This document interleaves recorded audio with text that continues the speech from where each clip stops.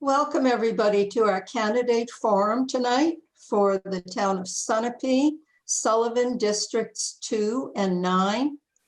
We're delighted that you are here to join us, and we're delighted that we have 5 candidates for you to meet tonight. We have solicited questions ahead of time via email, and we have gotten several from voters in Sunapee. We will try to include those. If other voters wish to post a question, they may put it in the chat box. That will be visible only to the participants here. It will not be visible to the voters. But I want you to realize these will be questions only. We're not doing campaigning in the chat box, or we will shut it down. The candidates have agreed to a number of rules. Each candidate will have 1.5 minutes for an opening statement. Then the candidates will have roughly 90 seconds to answer my questions. If that goes much beyond 90 seconds, I will alert them that it's time to stop. Now, I know that's very distracting, so I'm hoping we don't have to do that too often. But we certainly don't want to go over 2 minutes with those answers. And then we will have closing statements. The order of in which the candidates will answer will vary during the night. So let's meet the candidates. We have 2 candidates representing Sunapee itself, Don Bettencourt and Sue Gottling, and then we have 3 candidates vying for the floterial seat. So you voters in Sunapee get to vote for 2 people, 1 from each group. So as the candidates introduce themselves, I'm getting a strange question, but anyway, I'll keep watching that while you're talking. And identify the district and anything else you'd like to say in your opening 1.5 minutes. So Mr. Don Bettencourt, you're up first, please. Okay, thank you, Liz, and thank you, League of Women Voters, for hosting this event. I'm Don Bettencourt, the Republican candidate for state rep for Sullivan District 2, serving Sunapee and Croydon. My wife of 45 years and I have 3 adult sons, each a small business owner. 2 of the 3 live in New Hampshire. We have 8 grandchildren ranging from 2 one-year-olds to an almost 12-year-old. And I also have a healthy 93-year-old mother living in New Hampshire.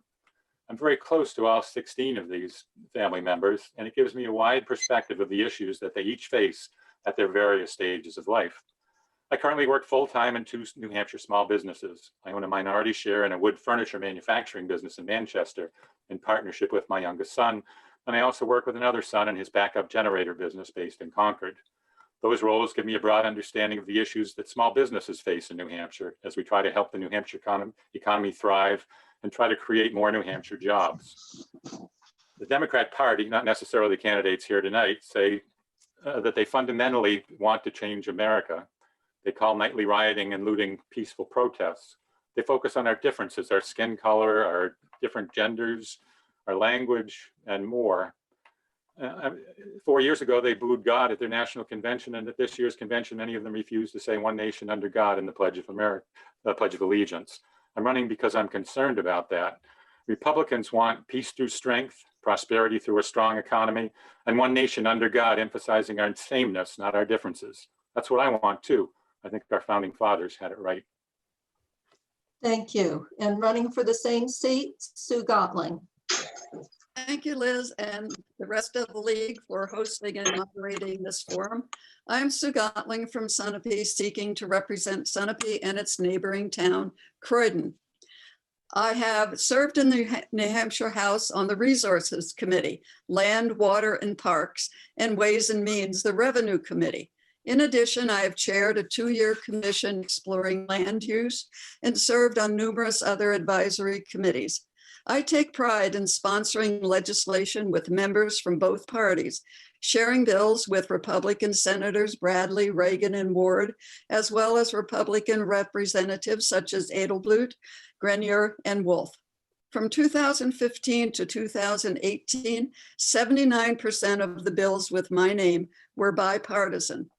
Local officials, nonprofit directors, and citizens often make suggestions for potential legislation, and if they seem appropriate, I work hard to see these ideas come into law. Some examples are looking at the effect of wake boats on water bodies and the shoreline, allowing assisted living facilities to issue valid photo IDs, banning the sale of cleaning products with phosphorus, and increasing funding for a program that supports our lake hosts. I listen to constituents and have reached across the aisle for the benefit of our local area and been successful. I will continue to work for bipartisan support of increased broadband, rebuilding our highway fund, protecting our lakes and rivers as development increases, and looking for ways to keep New Hampshire's economy intact while confronting the realities of climate change. Thank you. Thank you, Ms. Gottling. Margaret Dry, running for District 9. Good evening, Liz, and thank you to the League of Women Voters for hosting this. I'm Margaret Dry. I'm running for representative in District 9, the flotarial district that stretches all the way from here in Plainfield to Unity around the east coast of Sullivan County. I live here in town in the village of Plainfield, where I'm an EMT with the local rescue squad, just having completed my 4th decade of service there. I'm also a cemetery trustee. I write for the Valley News, and you might recognize me as I was a 13-year board member of the Hanover Food Co-op.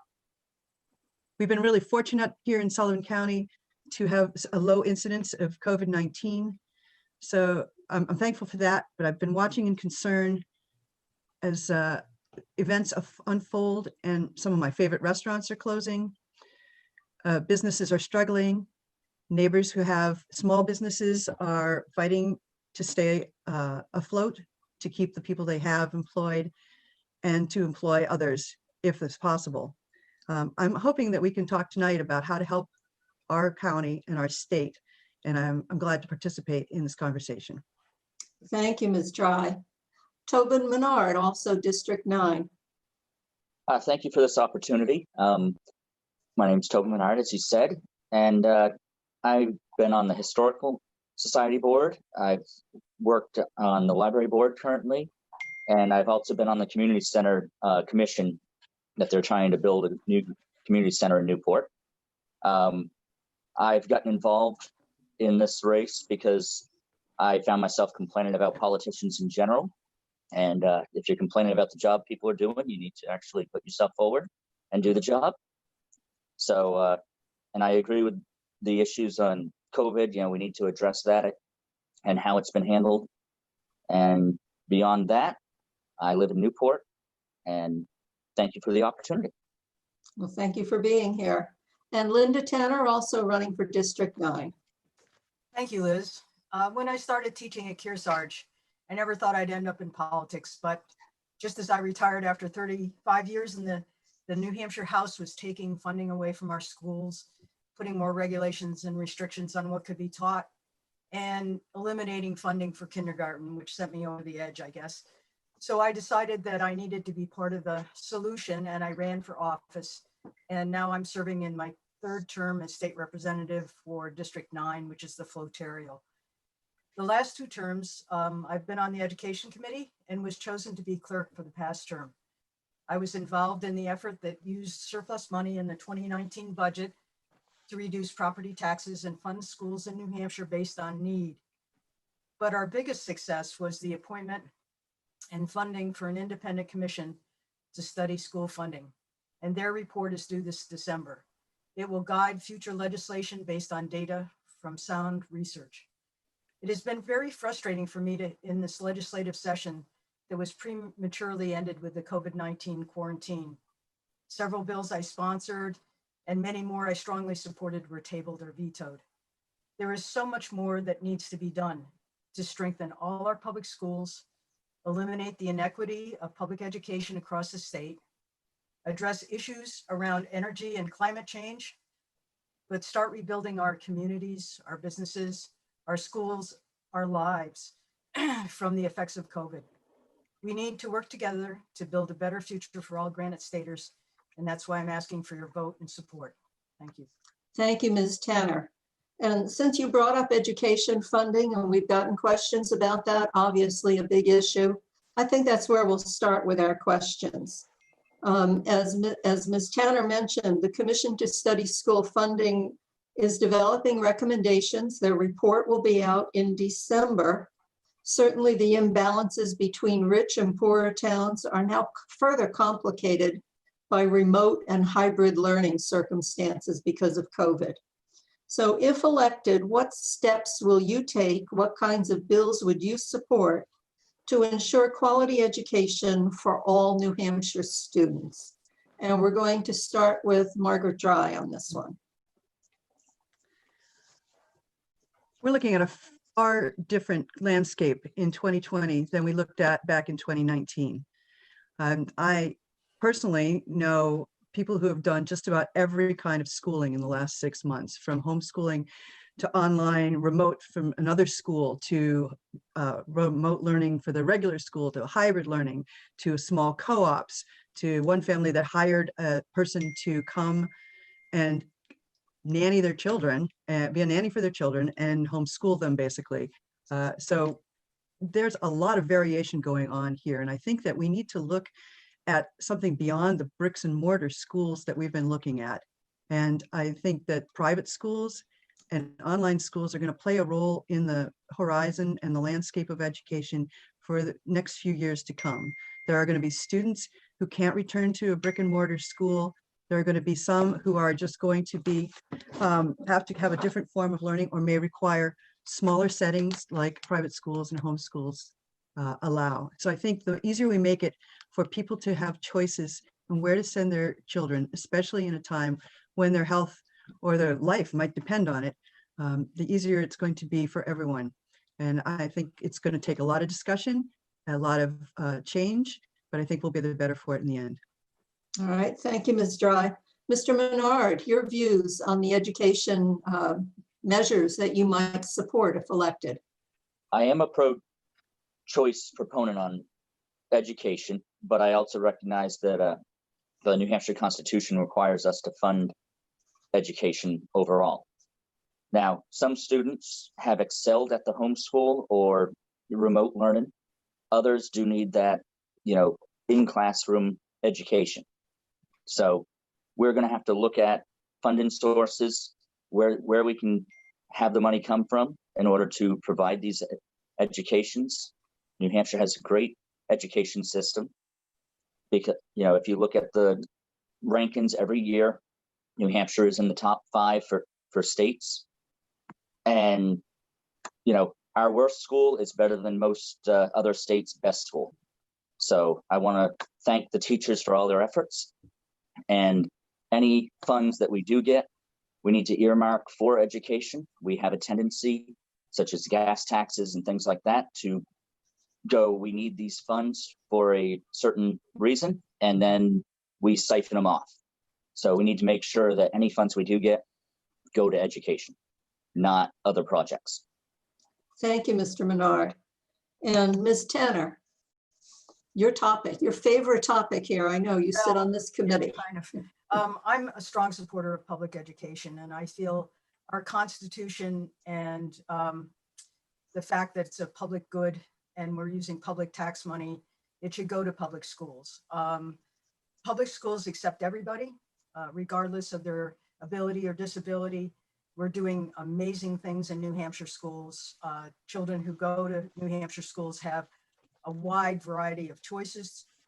They can do public charter schools. They can use a public VLAX, Virtual Learning Academy. So there's many, many choices for them. I think the COVID has just knocked public schools right on the ground to a certain extent. They are being forced to reopen. They're really not getting the money for the PPEs and the 6 feet, the room space. There's all kinds of questions. A lot of schools have closed already and gone back to remote learning. I think things are going to be in flux until we get really a handle on the COVID-19. But children do need to be face-to-face. They need to be in schools. We know that now more than ever before, that the social learning, particularly for the younger children, is critical. I think one of the things that's coming out of the commission is that instead of doing adequacy on how much money for librarians and how much money for teachers, they're thinking about tying adequacy to student outcomes, so that the the students, and particularly looking at students at schools that are small and students that have language issues, have disability issues, and how can we bring the outcomes up using the school funding. So I'm really excited about everything that's happening. I want to thank teachers for the things they've been doing with COVID and the remote learning. Within 72 hours, they went from regular education to remote learning. So I think there's a lot coming up and I'm really excited about it. Thank you. That's what I've heard. We'll be seeing some new recommendations. Mr. Bettencourt, your views on what you might support in terms of school funding and adequacy. Yes, thank you. And I think this is one of those issues where the first thing we ought to do is look at the goalposts. You know, there's sometimes we go after a problem and we get halfway there and it seems like the goalposts have been moved. In this case, the goal seems to be completely focused on the amount of spending. How much money can we throw at this problem? And there's an assumption that the more money we spend on education, the better that it'll be. I think we need to, first of all, define better in what way. And to me, that answer would be better in the outcomes that it provides for the students. I think we should be looking at what happens, how well are we preparing students for real life? Where are they 5 years after they graduate from the public school system? Have they had a distinguished military career? Did they go to college? If so, how did that go? Are they saddled with debt? Or did they become welders and could probably pay off some of their classmates' debts? I think, and some of the others have touched on the different ways that we could approach public education and alternatives. And I hope we'll talk later about things like school choice and all the different forms of school choice, including micro schools and some of the new things. But if we're talking strictly about funding, let's decide what it is that we want to improve and then decide whether it's more money that's the problem. If you go to my website, donbettencourt.com, I have a page on issues. And there's a great graph in there that shows the results of a Cato study that looked at the tremendous increases in spending from 1970 through 2010. And then it also plots improvement in student performance. There's been no improvement in 40 years, at least according to the experts. And I'm not an expert. I'm just some guy trying to represent 3,000 or so adults in this district. Thank you. Thank you. And finally, Ms. Gottling, your views on education funding and what might happen next year. Ms. Gottling, you need to unmute yourself. Okay. All right, now we'll start. I would echo Representative Tanner with my strong support for public schools. In Sunapee in particular, my granddaughter was a member of the first all-day kindergarten class. She graduated from Sunapee. She graduated from college. She went to law school for 3 years. She's passed 2 bar exams, and she's now practicing in DC. She was provided with a very fine education that frankly, the voters in Sunapee were willing to support. I would have been through the donor town issues and much of that. And I guess I would just say that I would support, I believe strongly that we have to have fair distribution of funds throughout the state. But I would stand up strongly for our town's school system and not making others better at the expense of making some worse. So, and I think we're going to have interesting choices after reading I guess maybe it's a leaked report or a portion of that report. It's going to be a whole new topic of conversation. Thank you. Yes, I think it will be an interesting session coming up. So let's stay a little bit on some of the financial issues here of the state. And one of the questions that we got was, would you support a proposed constitutional amendment, which needs first legislative approval and then would go to the voters in 2 years on the ballot? So would you propose a constitutional amendment to institute some kind of broad-based tax provided the income from that tax would reduce local property taxes. So, this may not have been something you thought about, so it doesn't have to be a long answer, but let's see where we go. Ms. Tanner, you're up first on this one. Please unmute yourself. Thank you. Thank I'm you. always cautious about changing our Constitution. I think our Constitution sets out parameters and rules for us that we need to follow. Guess the real question here is, would I support a broad-based tax? And I'll tell you that over the years that I've run for office, I've never taken the pledge, because I always think that when we talk about revenues, we need to keep everything on the table. However, I also think that we need to get public support for any new revenue stream, particularly a broad-based stream. And right now, I don't see that support. But I'm keeping my options open. I will also say that one of the obvious things when I got down to the State House is that we are very revenue short in the state of New Hampshire. And I know that the common thing is you can't throw more money at different things and make them better. But some of the things that we have in the state, some of our obligations, we are funding at bare bones, if not below, and people are struggling.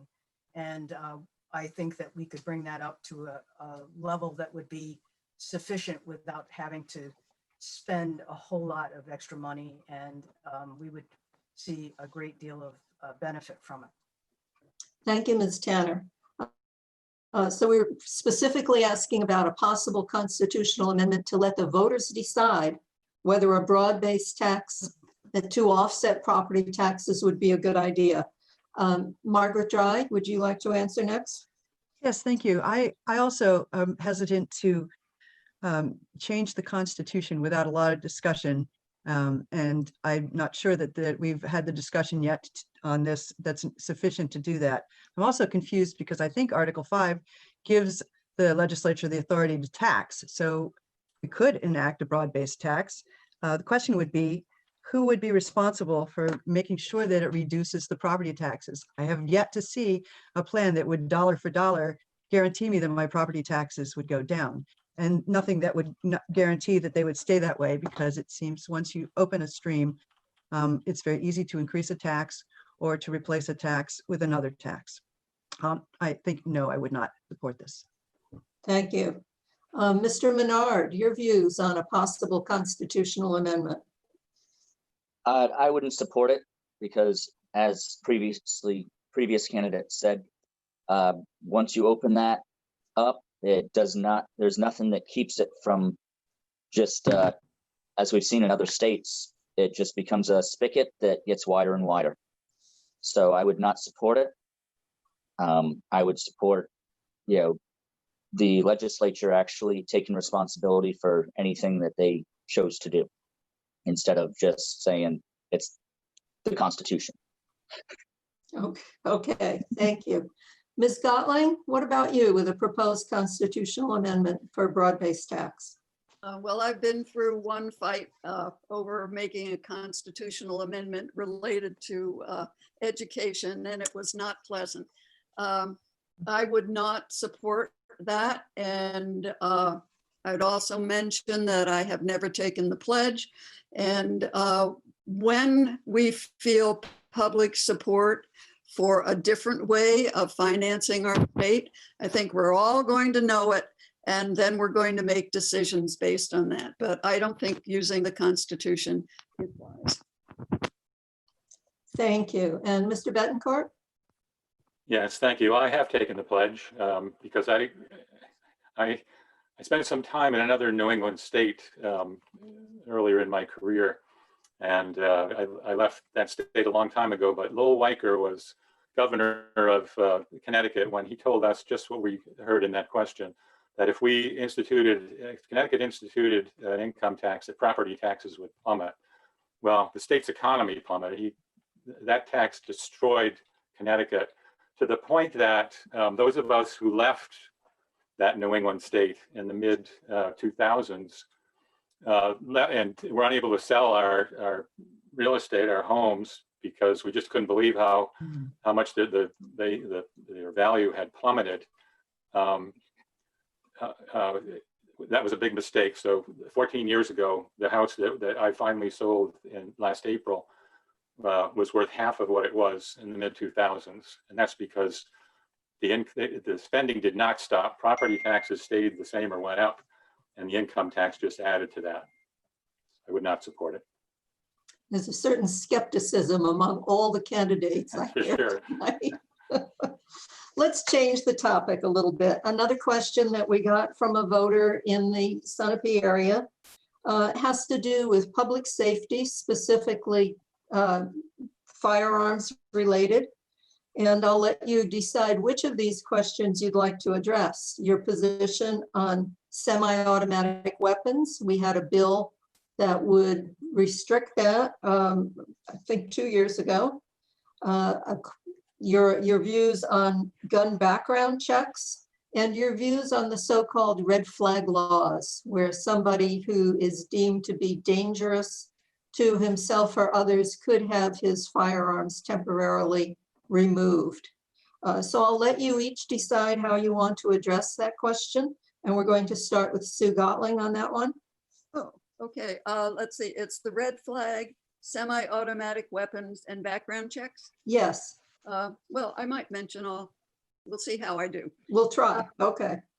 I have to tell you that it's shocking to me as a person who was a psychologist to sit in Representatives Hall and know that there are folks in the balcony above me with semi-automatic weapons and out on the green outside of the State House. It's really bothers me that what it is that would drive people to feel so unsafe in a house where we are supposed to solve things by discussion and reaching agreements and compromise, that people would feel they have to come into that armed. So I certainly supported no guns in Reps Hall, and I would always support that. In terms of background checks, I checked with my brother, who's a lifelong hunter, and he lives in Minnesota. He hunts all over the place. He's absolutely, and he's a Republican. He's absolutely in favor of background checks, and I take what he has to say really to heart. And then the third one is the red flag laws. I think the legislature worked extremely hard to bridge that gap between Second Amendment rights and the safety and the preservation of life. And I think it's too bad that it got vetoed. And if it came up again, I'm sure that I would support it and would work to have it make sure that it was effective while not limiting people's rights. Thank you. You did all three of those in 2 minutes, Ms. Gottlieb. But I give everybody that choice of what they wish to focus on. Linda Tanner, you're second. And you are still mute. There yes. you go. Obviously, those all came up during the session this past year, at least when we had session.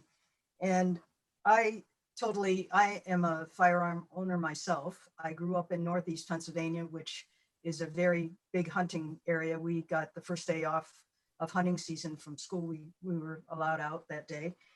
So you can see what the emphasis was there. I was brought up in a family that had brothers and a father that hunted, and we had guns in the house.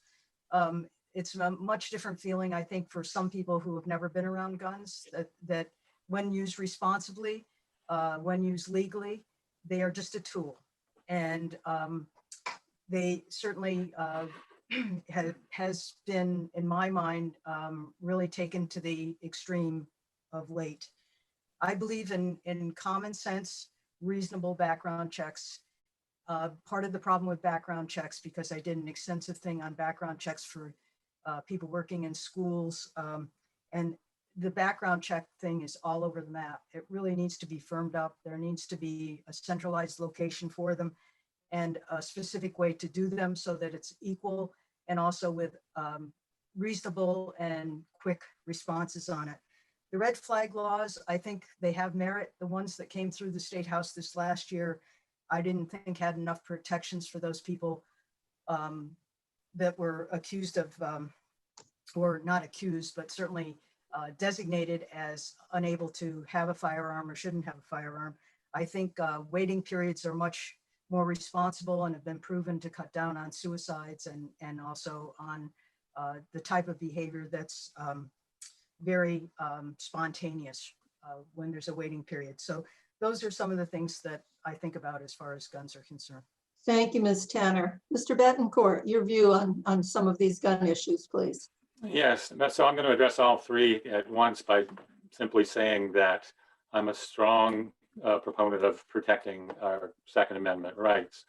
The problem with, it's not like we don't have restrictions on gun use already. We're talking about additional hoops for gun owners to hop through.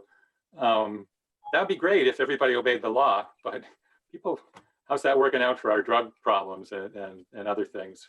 How many of us even drive the speed limit on the highway? You know, I mean, laws have their limitations. Okay, Margaret does. I try. I think the other thing is when you look at, there's been some talk about preserving lives. First of all, guns don't kill anybody. It's people operating guns that do the killing. And if you don't let them have guns, they'll use knives or bombs, or there are other ways to kill people. But the reason that we have Second Amendment rights, two reasons, is for protecting yourself. And I'm very glad that my 22-year-old neighbor has that ability to protect herself against some thug that attacks her in the middle of the night somewhere. And second of all, as we watch this looting and rioting on the streets on our evening news in the name of peaceful protests, I'd want a gun if I lived in those cities to protect myself. And there have been, the one in Atlanta was certainly the most well publicized, but where the couple got out there with their guns, they didn't shoot anybody. They just, the fact that they had their guns protected their lives and their home from what those protesters had in mind. So I would not support any further restrictions on our right to bear arms. Thank you, Mr. Bettencourt. Ms. Dry. Thank you. The red flag bill was one of those things that we talked about with the police in late hours of the night when we'd be waiting around a scene, just kind of to get their impression of what might be involved in it and whether this was a good idea. And I think that we all were concerned about the fact that although we might know people that we might readily apply this to, there is something disconcerting about the lack of due process in a red flag bill and the fact that someone is presumed guilty before until they're proven innocent in a sense. And I think that it's something to really think about how to solve the problem, but I do not believe that the legislation that we saw this year was the solution. Thank you, Ms. Dry. And Mr. Menard, your views on some of these gun issues in our state. Yes, I'm a strong Second Amendment proponent. I don't believe the red flag laws are legal. I mean, it's not a Second Amendment issue with the red flag. It's a due process issue. And anytime that you can penalize somebody before they have the opportunity to defend themselves is going to be an issue for me because, well, like I said, it's a due process issue. Just because somebody says that you're a threat, you need a judge, you need that to give the person an opportunity to defend themselves before you can just some random person on the street that had an argument with you gets to make that decision. So, thank you. All right, thank you, Mr. Menard.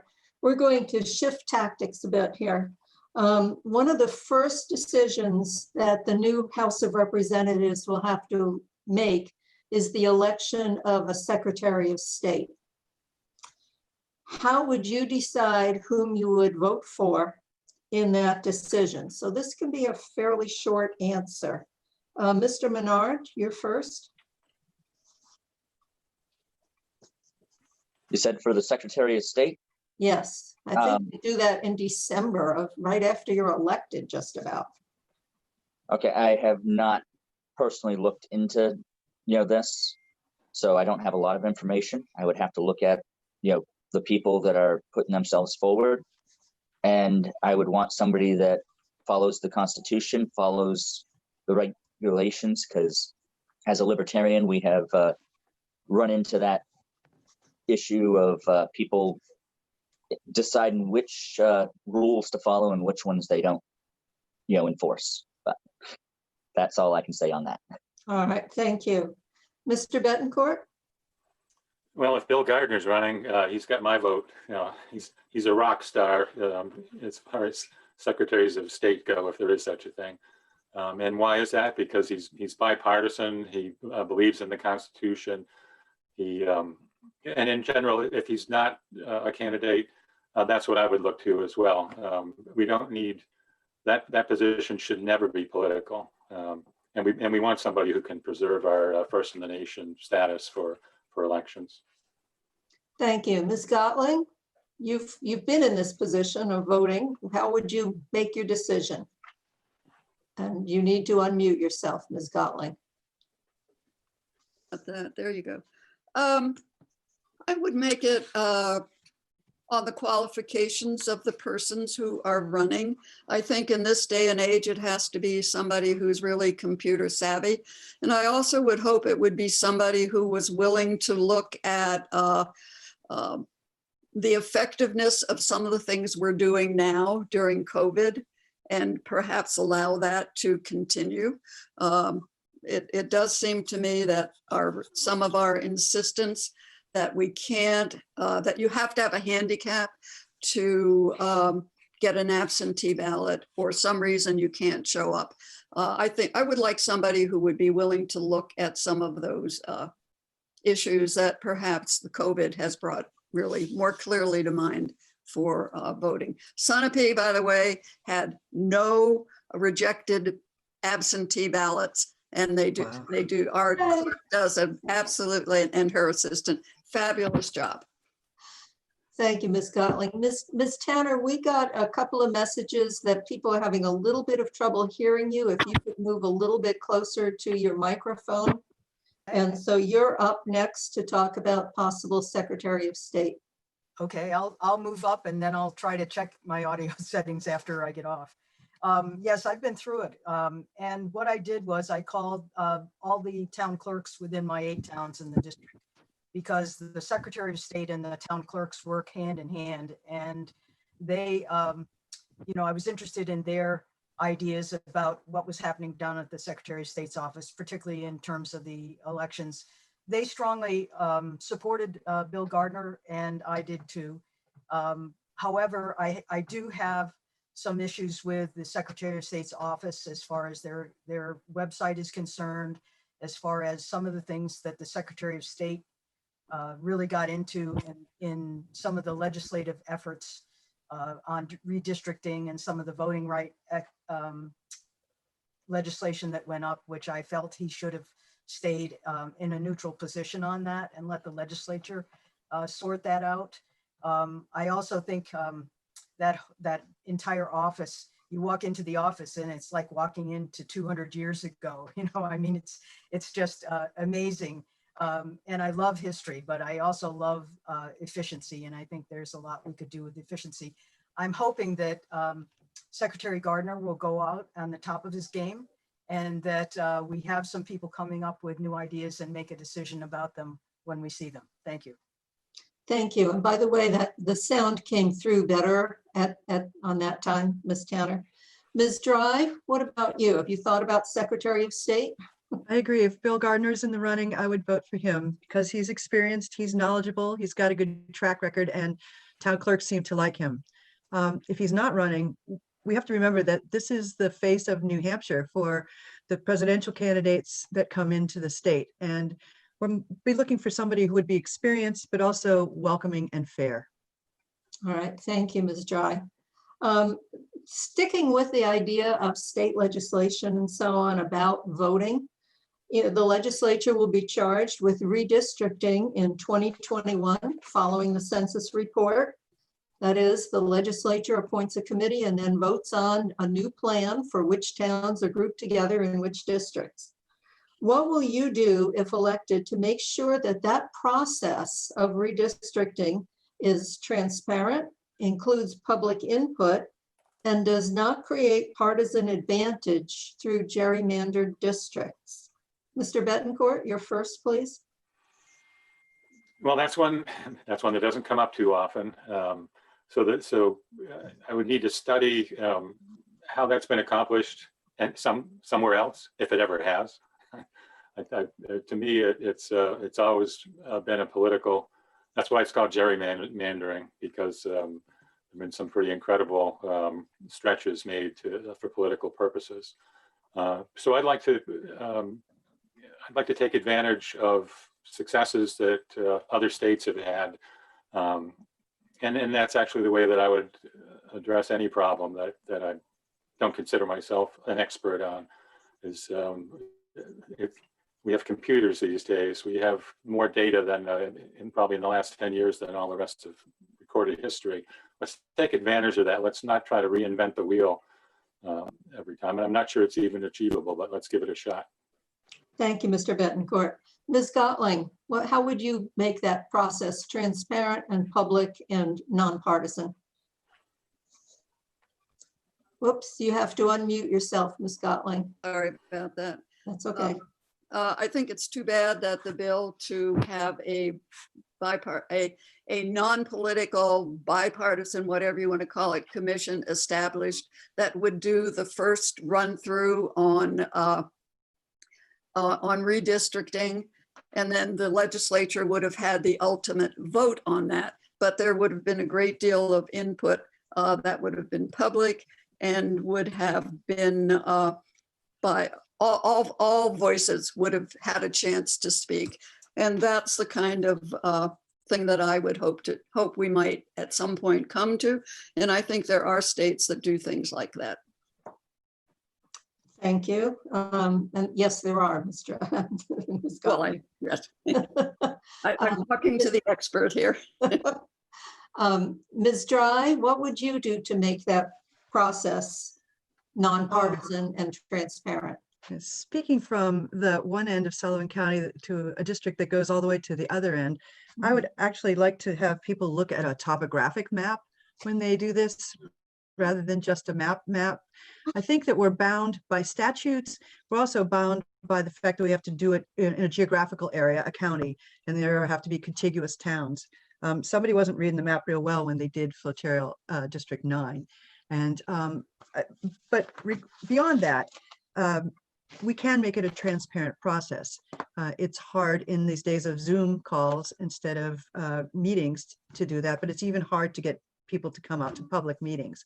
I think a lot of responsibility would fall on the representatives to communicate with their constituents and find out where they are, or maybe to make the first step in asking people rather than inviting them to come talk to you. Thank you. And Mr. Menard, the redistricting process, how would you make that work in a nonpartisan way? And as a libertarian, you are probably more inclined to look at this differently from the others. Yeah, I personally would want like a third party to be the primary mover on it. I agree with the topographical map and maybe even a road map included when drawing these districts up. But yeah, the biggest thing is when you have political parties involved, you're always going to have attempts to gerrymander. So you need to have a third party that's nonpartisan, determining where these lines should be. Thank you. Thank you, Mr. Menard. And Ms. Tanner? Oops, you're muted again, Ms. Tanner. There I am. Okay. My initial reaction is the League of Women Voters should do the redistricting. I'm ready. Okay, that's my pitch. I did try to vote for the independent group to redistrict. It's a power grab. I mean, whoever from this election, whoever gets into power has the thumb to put on the redistricting. And my basic philosophy is voters should choose the politicians, not the politicians choosing the voters. And I think that's a very basic principle, and transparency is of utmost importance.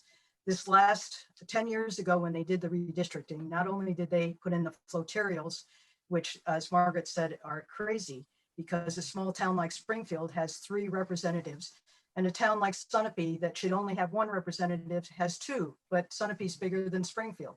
So figure it out. And if you look at the executive council districts, they are unbelievably gerrymandered. So to say that New Hampshire is not gerrymandered is completely out the window. So I'm hoping that the Democrats are in power, because I obviously am a Democrat. And if we are, I really think there's a good possibility we'll go with a third party, at least for initial guidance on setting up these districts, from talking to my colleagues. So I've got my fingers crossed. That's how I'm going for it. Thank you. Thank you, Ms. Tanner. And in purposes of full disclosure, the League of Women Voters advocated heavily over the last several years for an independent commission be established. We got it passed through the legislature, but that's where it stopped. All right, let's change the topic a little bit. Let's talk about some of the other social and labor issues that have come up in the legislature, and I'm sure will come up again. Paid family and medical leave was one, and another one was minimum wage.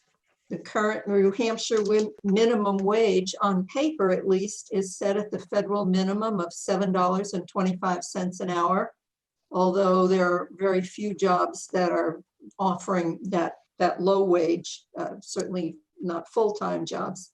But what would you do to address either the paid family and medical leave or the minimum wage if you are elected? Ms. Dry, you're first. Let me talk about the minimum wage first. I believe the market works to establish a minimum wage. It doesn't have to be written down.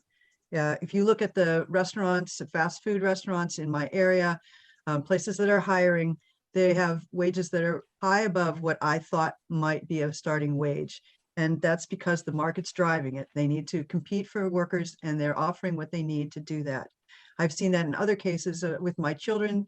As they enter the workforce, they seem to get more than I would have expected, because the market is driving it. We've seen what happens when the minimum wage is set up higher. Businesses who can't afford that kind of a mandated rise in pay start to cut hours for workers and start to cut workers. And I think, again, that I think the market can drive it well. Thank you. Oh, and medical leave, same time? Yes. Okay.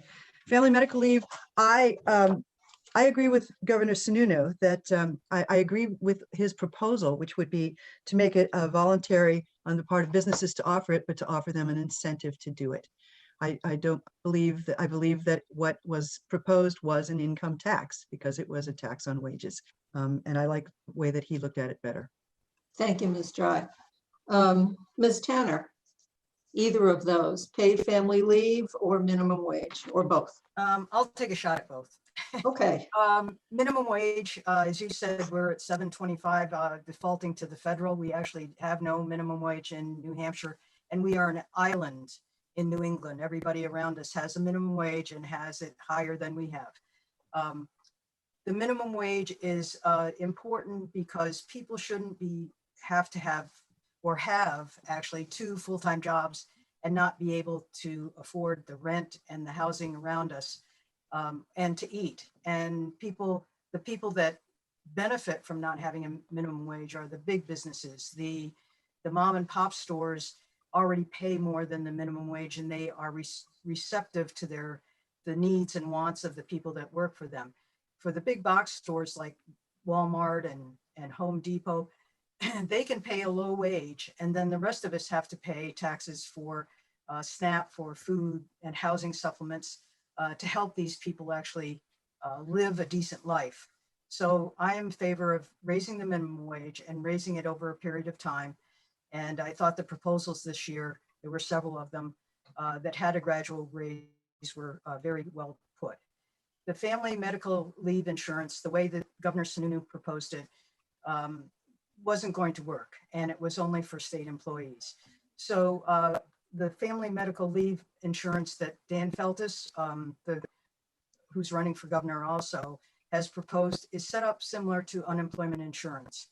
And it is a form of insurance that workers and employers both go into and offer leave, paid medical and family leave. And I think it is so critical. I mean, particularly now, maybe more than ever, but I remember when my mother was desperately sick and she was quite a ways away. And thankfully I worked for a school that gave me the time to go, paid time to go to see her and help out. But so many people I know just don't have that luxury. So it's not an income tax. It is not an income tax. Thank you. Thank you. Mr. Menard, paid family leave, minimum wage, your views. Yes, well, minimum wage, when the government gets involved, falsely inflates the money available, which then increases the cost of goods. So all it does is it increases the number of people making minimum wage, because that mom and pop store cannot pay more than, just because you've gotten a raise last year, when the government makes mom and pop pay the same amount as you, doesn't mean you get bumped up that 25 cents, a dollar, or whatever amount they want to choose. Now you're making the same as the guy that got hired 2 days ago. So it just increases the number of people making minimum wage, and long-term, after a year or so, decreases the amount that people can buy and improve their lives on. The family leave programs, if it's voluntary that you choose to pay in, then I'm okay with it. That's a voluntary thing. If it's the government comes down and says businesses need to provide it, then that then becomes an issue of they can't pay as much to their employee because they're having to spend on this new benefit that is government mandated. So voluntary, where you say, I want to pay, 1% of my paycheck in as an insurance for if I have a problem, that's fine. The key is voluntary then. Thank you. Ms. Gottling, your views on minimum wage or paid family leave?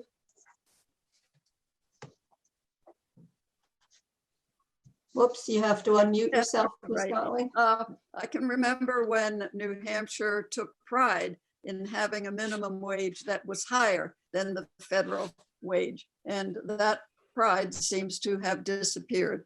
I certainly think that the proposal to gradually raise the minimum wage was well thought out, and it was still inadequate given the cost of housing, for instance, in New Hampshire, given cost of transportation. So even if we would have passed that, it still would be an inadequate salary. I know when we ran the small business at the Circle, and I hired young people, and we deliberately made them minimum them to, we wanted them to be good workers, and when they were, we were happy to pay them what we thought they were worth. In terms of the family leave, I would just say that it has tremendous support throughout the state. Ms. Gottling, we're having a little problem hearing you. Is your hand near the microphone perhaps? Whoa, I don't even know where the microphone is. Okay. Okay. Well, that was clear. That was clear. So I think we fixed the problem. Yeah. So in terms of the paid family leave, I think I look at the fact that both minimum wage increase and paid family leave has 70 to 80% support in the state. And I think we should not ignore that. Thank you, Ms. Gottling. Mr. Bettencourt, minimum wage, paid family leave. Yes. So I'm going to talk about goalposts again here, because should the goal be to see what we can force businesses to do for their workers, force them to pay a certain wage, force them to have certain benefits? Or should the goal be to see how we can find ways for the most people to earn a higher wage and have the benefits? If I'm a struggling business, which a New Hampshire manufacturing business may very well be, trying to compete against overseas suppliers that are paying, 10 cents an hour maybe, or 25 cents an hour, then how am I going to compete? I can't pay those wages here, but I have to find a way to be able to offer my products at a competitive rate. So New Hampshire already has the business enterprise tax, which is basically a sales tax on wages. For every dollar that I pay an employee, I have to pay a tax, whether my company is profitable or not. This would be another thing. For every dollar that I pay an employee, I'd have to pay certain benefits, or I'd have to pay more money. So at some point, it becomes more attractive. I'm not leaving New Hampshire because I love New Hampshire. But the license plate says live free or die. I love it here. And one of the main reasons I love it here is that I believe that a lot of people do care about freedom. I'm really proud to be in the only state in the nation that doesn't think the government has to tell you to wear a seatbelt. Wear a seatbelt to save your life. That's not something the government needs to do. So I think, especially being in a position of ownership in a small business in a very competitive market, it might be the difference between no jobs, no wage, no family medical leave, or letting us continue to grow and thrive to the point where we can offer it. Of course, we'd love to offer it if we can. If we can't, we can't. It's not something the government should be pushing. Thank you. One of the questions that has come in, and I hesitate to ask it because it's specifically for you, Mr. Bettencourt, but because of your comment in this last answer, I will ask it. You're running as a Republican, but are you also identified as part of the Free State movement? No, I'm not. I have no association with the Free State. All right. Thank you for answering that question that came in on chat from a viewer. Sure. All right. Thank you. I'm going to change topic completely here. All right. We've gotten some concern, various questions, frankly, because many people believe that the climate crisis is one of the most crucial issues facing our state, our region, our country, even our planet. As a state representative, what legislation would you either sponsor or support that confronts the climate crisis head on, or if you'd rather simply address preserving natural resources, that's another question that's related to that. So again, I'm giving you some latitude here. Ms. Gottling, you're up first on this one. I remembered to do it myself this time. Thank you. Well, I have a number of grandchildren, and they are very worried about their future. And they take the climate change extremely seriously. And so as a result, I would have anyway, but it makes it special for me to think about that. I'm really sorry that we did not increase the amount of what I'm trying to think of what your solar arrays could produce, and that was vetoed, I believe, twice. I also had supported our biomass plant here right across the highway, and that was passed, and that was supposed to be able to function, and Eversource took them to court, and so that plant remains non-functioning. I was on a committee that was looking at how we could have, what were the conditions of support for solar in New Hampshire. And people were very surprised at the number of people employed in the solar industry, at the number of people who, at what it brought into the state financially. And, you know, these are the things that are our future. And I just think it is the height of foolishness for us to close our eyes to some of this and not do what we can to be thinking forward, not working backwards. Thank you, Ms. Gottling. You mentioned that in effect, the net metering bill that went through. Thank you for giving me those words. That's right. Ms. Tanner, how would you consider either preserving our natural resources, addressing climate change, even addressing energy as the net metering bill tried to do? Yes, I firmly supported the net metering bill twice and for the override, which didn't happen, and it was vetoed. I think it was a bad mistake not to pass that through this year. And I would strongly support it if it comes up in the future. I'm also a commissioner on the Connecticut River Valley Flood Commission, and we are an interstate commission that takes in New Hampshire, Massachusetts, Connecticut, and Vermont, where the Connecticut River flows through and goes to the state. And after Irene, we had tremendous problems with the dams filling up, and Vermont really got hit tremendously hard with Irene. But what we're seeing are floods that the Army Corps of Engineers had labeled as 100-year, 200-year floods now happening, you know, in 50 years or even in 20 years. So we know that the warming is happening, that we're getting hit, and it's hard to imagine this year with all the drought, but it's really happening to New England. So I think it's a big deal. We pulled out of the Regional Greenhouse Gas Initiative, which is a carbon-based program, a market-based program.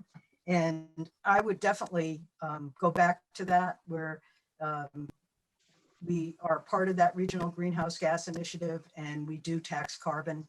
I think what hit me with the COVID and with the quarantine was when everything shut down and you go out and there'd hardly be a car on the road, and you looked up at the sky and it was so blue that there was such a change, just almost overnight. It really struck me how the climate change is just creeping up on us and creeping up on us like that frog in the hot water. And we need to do something about it right away. Thank you, Ms. Tanner.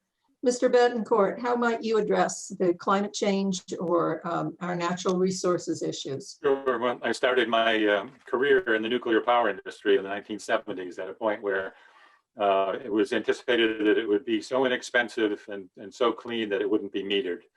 But the politicians got in the way, and soon became so expensive because of regulations and opposition, and basically people being scared.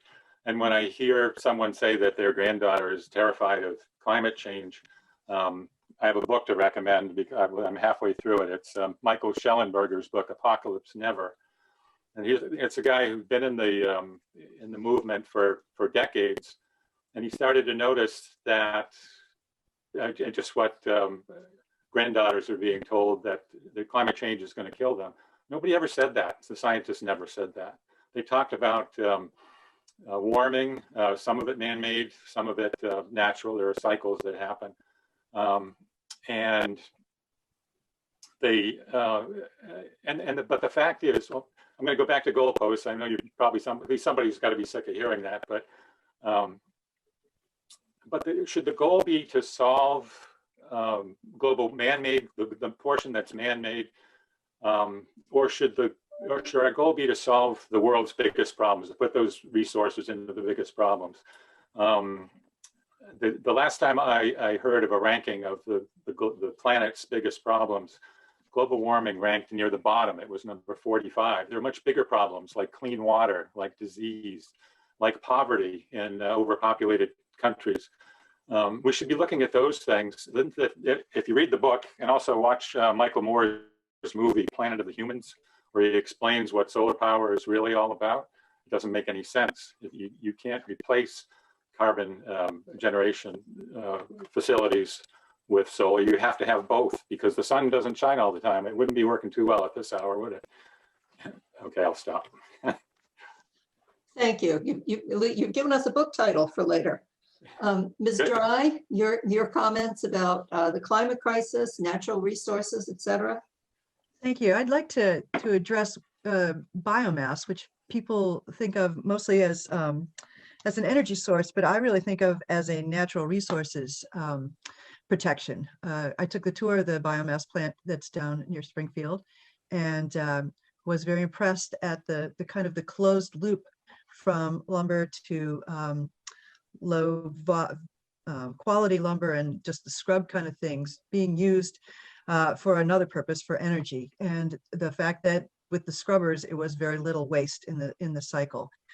With the closing of all those plants, it's been very difficult for loggers to clear out the things that they usually got rid of easily at the biomass plants.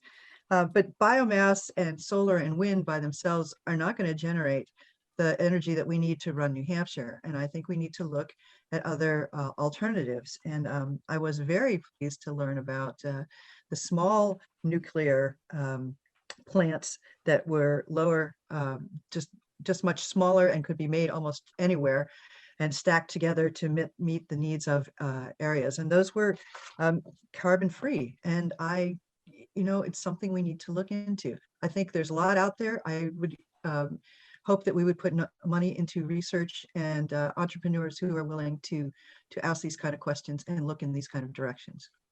Thank you, Ms. Dry. Mr. Menard, your thoughts on natural resources, climate change, energy? I actually, when I was in the Air Force, I was a meteorologist, so I'm well aware of the climatology involved. I support small scale solar and wind, but large scale actually has an effect on the local ecology. Solar heats up the area, wind speeds, it changes rainfall, not significantly, but it does change it. I'm a supporter of modern nuclear, as some other candidates have spoken of, that actually produces far less nuclear waste than it used to. It's not as dangerous for as long. And also, a lot of the modern nuclear plants can use the hazardous waste we've already stored and reuse it, reducing what we've got in storage right now. So the modern nuclear plant, in my opinion, is the way to go because of all the benefits it gives, as well as the carbon-free energy. Thank you, Mr. Menard. And we won't have to ship in, any natural gas or other materials from other states and rely on pipelines. Thank you. I'm sorry I interrupted you. We got a question in the chat box that is very much like one that was already on our list. As an elected representative, you have some challenges to both represent your town and your county, and also you are members of a party. How would you balance that? How would you assure voters that you will represent all the voters, not just those of your party? And also, how do you plan to communicate with the voters in your area if elected? So if we can use that for our last question before the one that I warned you about earlier, that's where we are in our time frame. And the first one for that is Mr. Menard. Well, as far as communicating with the voters, I would, obviously my phone would be on, my email would be available, and I would happily attend any town hall meetings or selectmen meetings of any of the towns in the area. I will actually make a point of attending them, at different times of the year, just to meet with people, be seen, and give them an opportunity to talk to me if they don't feel comfortable calling me personally. As far as representing, the people and not the party, well, as a libertarian, my personal views kind of touch on both big parties. Some of my views are a little more liberal, some of them are a little more conservative. And as a third party, it means that the bigger parties can't just take their ball and go home because I'm still playing. Love the way you phrase that. Thank you. Mr. Bettencourt, how would you represent both the voters and your party and communicate with your voters, please? Well, first of all, communicate. I've already set up a website that's, I have weekly surveys where I not only ask people things that I think they may interest them, but I ask them what does interest them, and then those show up on subsequent weeks. You know, technology allows us to be very much in touch with our constituents, especially in New Hampshire. You know, if you look at the numbers, so we have 1.36 million people in New Hampshire, which is about half the size of one of the boroughs in New York. You know, we're very in New York City. We're very lucky, fortunate to be so close to our political system. It's interesting. I think two things. I think if we could all work from the same set of facts, we'd get we wouldn't be so polarized. So first of all, for whatever issue is, let's decide what the facts are. For climate change, is the world going to end in 5 years, or is it not going to end in 5 years? You know, let's decide. And these references that I mentioned are good for that. A program that I was involved with a year or two ago talked about how to end the cycle of multi-generational poverty, because welfare, if you study economics, you know that the more you reward people for doing something, the more they do it. So people are rewarded to stay in poverty, and they do generation after generation, and they tend not to have a purpose in life. And when you really talk to these people, they don't want to be that way. They want to have a purpose in life. They want to work. They want to learn and earn a living. And there are ways that we can help them. And it's the old thing about give a man a fish and he'll have lunch, and teach him how to fish and you'll feed him forever. That kind of thing. I think that's what we need to do, is get on the same page and really do some critical thinking about these problems. And the political party doesn't really need to matter. Thank you very much. Ms. Gottling, please unmute yourself. Thank you. The question is how I would communicate. How would you communicate with voters? How would you represent all the voters in your district, not simply those of your own party? Right. Well, I would communicate and have. When I was first elected for 4 years, I had promised I had agreed with the select board that I would attend meetings. And I would say for 4 years, I virtually attended almost every select board meeting. I made a strong effort to do that. Also, I have never kept my phone number or my email private. It is always available to people to call me, and anybody they could ask to be my friend on my Facebook page. So that is certainly some of the ways that I have communicated and would continue to communicate. So remind me, what was the second part of that? How would you? Yeah. About party loyalty. We are lucky as Democrats that although there are positions that they would hope you would take, when you tell people and you inform your perhaps your committee chair that you cannot vote with the group on this particular position, and they'll just say, fine, if that's what you need to do, you need to represent your constituents. And certainly I have done that, and I would refer particularly to a lot of the questions on education when the donor town, when our position in Sunapee was that we were opposing the donor town prospect, and I represented that as much as I could. And yeah, thank you. Thank you. Ms. Tanner, how would you communicate with your constituents? How would you represent all the voters, not just those in your party? Well, I've been working at it for 3 years, and it's been very difficult as the Flotarial. Not only do you have 8 times the amount of people that, for example, Ms. Gottling has, but you also have wide variety of communities. I mean, just comparing, the top of the district with the bottom of the district. So, and I guess my other thing is, no question is that easy. No answer is a black and white answer. Once you get into politics, the gray areas come out like crazy.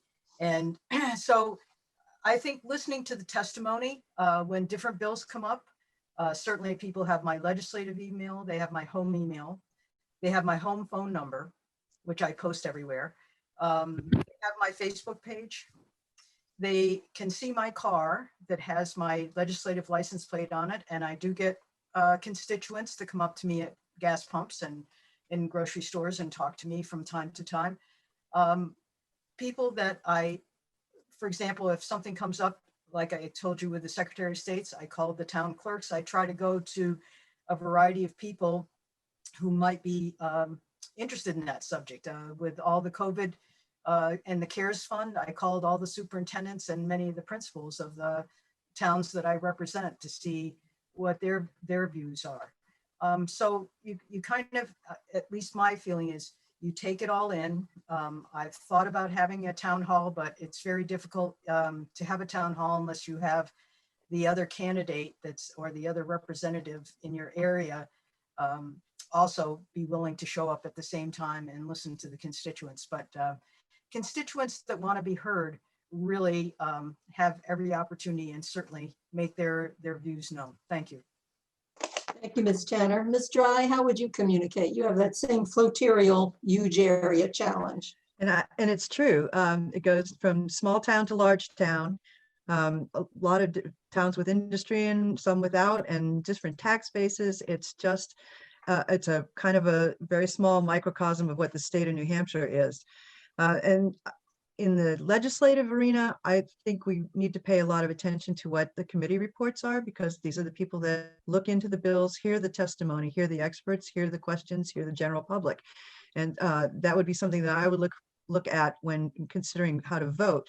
When considering how my constituents feel, selectmen's meetings, while good at learning the issues, don't really give you an idea of how the general public feels. And so I think my basic statute is see and be seen. Be out, be doing, be going to, be participating. Go to all the 250th anniversary things that are going on. Go to the Historical Society meetings. This is where you meet the general public. And if they're seeing you in public, they will be comfortable with talking with you. Again, it's on the emphasis is on the representative to make the forward motion towards constituents. You'll hear from ones who have a real strong opinion, but you also want the opinion of people who wouldn't think of calling you, but are honored to be asked. Thank you. And as I told the candidates just before we got on the air, the final question is going to be 90 seconds for them to discuss any issue that we have not discussed tonight that you would like to see addressed in the legislature in 2021. So we'll try to keep that down to 90 seconds each. And we'll start with Mr. Bettencourt. Yes, thank you. We talked about school funding, but we didn't really talk about school choice. And that's something that we really need to encourage. Wealthier families have always had access to school choice. They could pay for private schools. They can move to pretty much any community they wanted to be in a school system. But why shouldn't everybody have school choice? In Sunapee and Croydon, we have some wonderful private schools, Mount Royal Academy right in Sunapee, Proctor Academy. We have some good public schools, and we have good technical schools. And now we have online learning, we have remote learning, which work for some people, not for other people. When it's well done, it gives you access to the very best teachers in the country, the very best knowledgeable. But what the main thing about allowing parents to put their children in a place where they will wind up with the best outcomes is it would introduce competition. And the problem, so we have rapidly declining enrollment in New Hampshire because of demographics we have for years and is projected to continue, which means that the cost per student is getting very, very expensive. Time's up already. Thank Go to my website.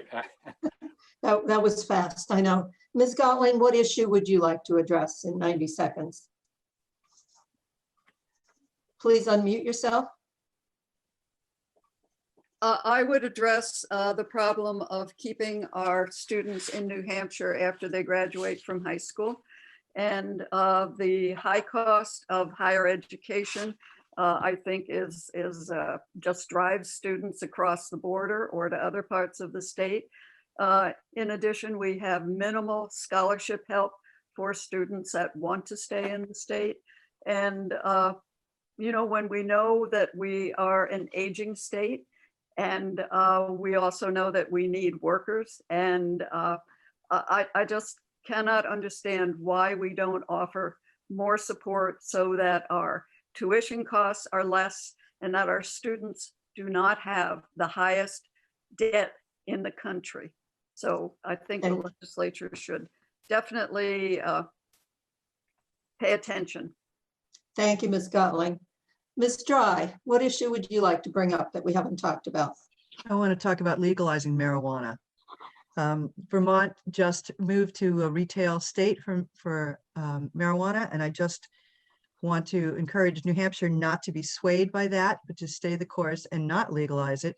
4 years ago, I wrote an editorial for the Valley News that said, wouldn't it be terrible if there was a fatality that we could not charge someone with because they couldn't prove that they were under the influence and they were impaired by marijuana. And not too long ago, that happened in Norwich, Vermont, and the driver got probation for a fatal crash because the state couldn't prove that he was high. And I think that any kind of a bill that we have that doesn't allow for, doesn't have a verifiable stand up in court impairment option in it is inconscientiable. It's not a good thing to pass. Thank you, Ms. Dry. I think we're all getting a little tired of talking here tonight. Mr. Menard, what would you like to bring up that we haven't discussed yet?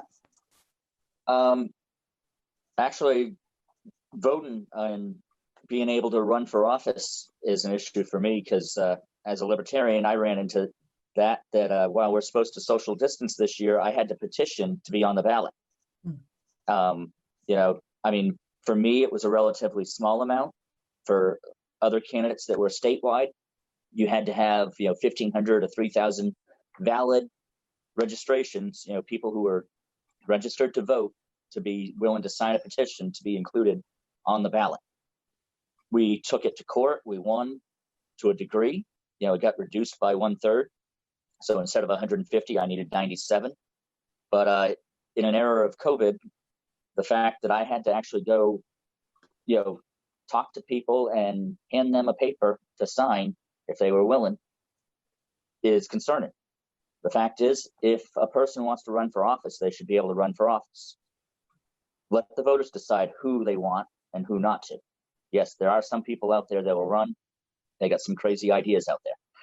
There's also some that have some very good ideas that even if they don't win, they can bring it into the attention of people that are, do get elected and maybe improve the options and ideas out there that they may not have thought of. Thank you, Mr. Menard. And Ms. Tanner, what didn't we talk about for you yet? Well, everybody kind of hit on different areas that I was going to hit on. The voting, the marijuana, the school choice. I definitely have strong ideas on all of those areas. I think probably the school choice is the one that I'm going to pick. I believe with public money goes public accountability. And with private and choice schools and parochial schools, the public accountability is not there. It's not a level playing field for competition because private schools, parochial schools can choose who goes to the school rather than the parents actually choosing the school. If their child doesn't meet the qualifications because of different things, they won't get in. And I think when we look at things that are taxable, that are paid by, funded by taxpayer dollars, that's for the public good. And I think that's what public education is. I think we're siphoning off too much money right now to people who want to withdraw their students and take them to private or parochial schools. It's hurting the public school system in many ways. I think our charter school system, our public charter school system, if it is set up in the right way so that we have different types of charters that are around thematic issues, as well as charters that are set up for students who cannot develop properly or cannot get along in the social situation in a public school or need a smaller school setting. I think if we had those two types of charter school, had them available regionally, that it would add to our public school system without going to choice. Thank you. Thank you. And I'm afraid we're running out of time, so I'm going to keep you down to 30 seconds for a closing statement, at the same time that I urge the voters to visit your town clerk for an absentee ballot application if you wish to do that and haven't done it yet, or check with your town clerk about where your voting location is this year for November 3rd. But whatever you do, vote. So our closing statements in reverse order, 30 seconds. Ms. Tanner, make your pitch. Okay. First of all, I'd like to thank the League of Women Voters and Project Sunapee for sponsoring this forum. It's important that people know about their candidates, and particularly the down ballot candidates, since we don't have much time to get in. And thank you, Liz, for doing a wonderful job of moderating. I've worked very hard for the past 3 years to represent my 8 towns in District 9 and in the New Hampshire House. And I've worked with my local community members and also community boards. This year is going to be tough for all of us. It'll take a lot of commitment, a lot of courage, the ability to use reason, the ability to work together to meet the challenges we will all face in this rebuilding after COVID. And I want to assure everybody that I will be a strong and honest, hardworking voice for you in Concord. Thank you. Thank you. Mr. Menard? Yes, I want to thank the League of Women Voters as well. I would love for you guys to take back over the debates, that like you used to back before the early 90s, from presidential on down. You were always impartial, included all candidates.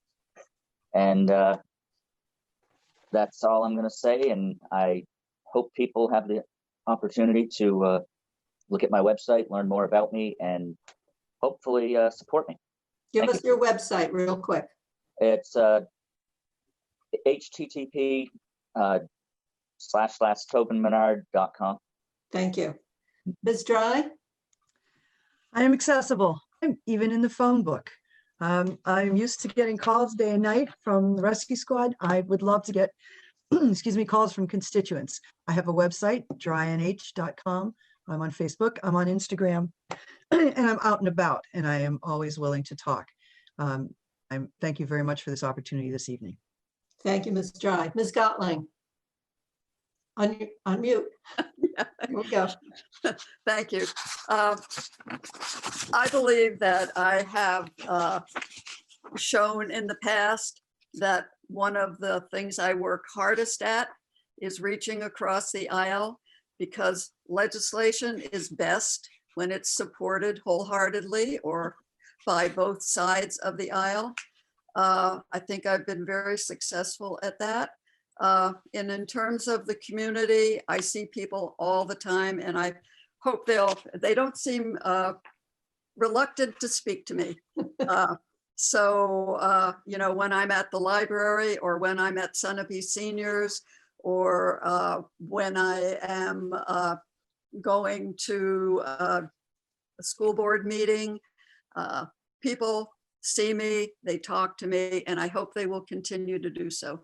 I also hope they'll vote for me. Thank you, Ms. Gottling. And Mr. Bettencourt? Yes, thank you, Liz. I really enjoyed this. See what can happen when there's no nastiness. We can actually exchange ideas, no matter what we think. For more of the same, tomorrow at 1:30 in Sunapee at Dexter's Inn, we have Governor Sununu, Corky Messner, Steve Negrin, Joe Kenny, Margaret Dry, and myself will be meeting more people and talking more about ideas, just as we did tonight. My website is donbettencourt.com. As I said, we're ready to go. It's up and running. I want to hear from you.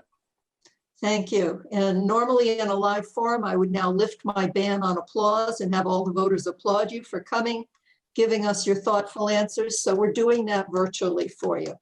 Thank you all very much. Thank you, Elliot, who is recording this.